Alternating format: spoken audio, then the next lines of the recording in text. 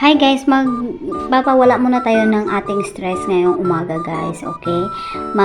Maglo-long ride tayo guys kahit mainit. Samahan niyo po kami sa aming long ride patungo kung saan-saan. Char! Oo, kasi minsan lang yan guys. Pag wala kasi akong trabaho guys, minsan nasa bahay lang kami. Kaya itong araw na ito guys, kailangan mayroon kaming adventure na magpamilya guys. So, ayan, nagkayayaan kami. Ang pupuntahan sana namin guys is Bansada. Ang Bansada na uwi doon sa Kabukiran. Char lang guys. Pero okay lang kasi ang pupuntahan namin doon guys ay ang aking gwapong father. Gwapong father. Char lang. Yung father ko na nag-iisa doon sa tuktok ng bundok guys kasi gusto niyang manirahan doon na siya lang na mag-isa guys kasi gusto niya daw doon na maalagaan yung kanyang mga pananim doon guys kasi marami siyang pananim doon guys, sari-saring mga prutas, basta marami siyang pananim doon guys. Kaya nag-decide siya guys na magstay doon sa taas ng bundok, doon sa bahay namin doon sa farm.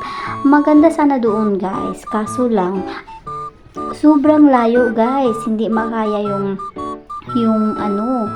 layo niya. Siguro kung masasanay ka na sa araw-araw doon na papunta doon, pabalik, pababa sa sa city, siguro wala lang. Pero para sa akin talaga guys, hindi ako mabubuhay doon guys. Grabe, sobrang layo nun guys. Basta samahan nyo ako, sundan yung video ko para makita nyo at malaman nyo kung saan kami papunta, kung gaano kalayo yung pupunta namin, at kung ano-ano pang mga adventure ang gagawin namin doon guys.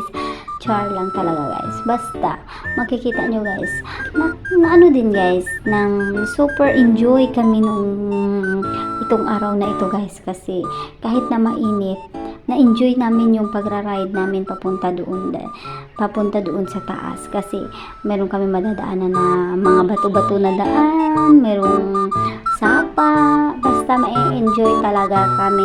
Na-enjoy talaga kami dyan guys at mai-enjoy din kayo sa papanood dito na guys. Basta sundan nyo lang yung video. Ayan ang bata na yan guys, ayan, video guys. Tingnan